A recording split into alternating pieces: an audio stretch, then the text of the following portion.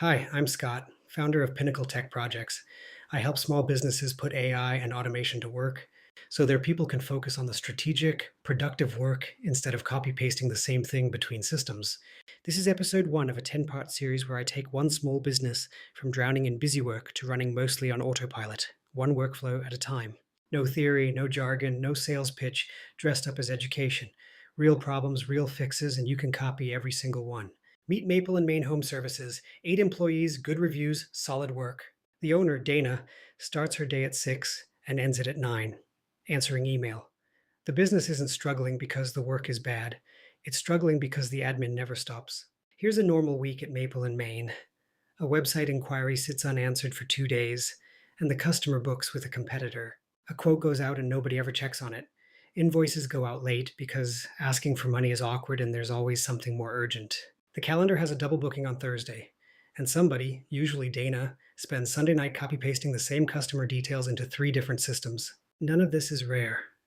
This is just what running a small business looks like. Over the next 9 episodes, I fix every one of those problems with a tool called n8n. It's a visual workflow builder, boxes and arrows that connect the software you already use and do the repetitive steps for you.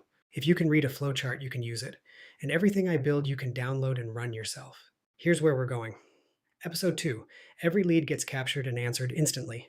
3. Follow-ups happen automatically. 4. Copy-paste work is eliminated. 5.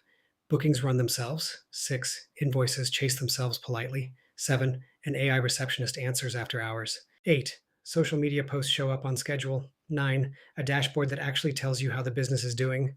And 10. Everything connected end to end. One rule for the whole series. The automation you'll see elevates staff. It never replaces them.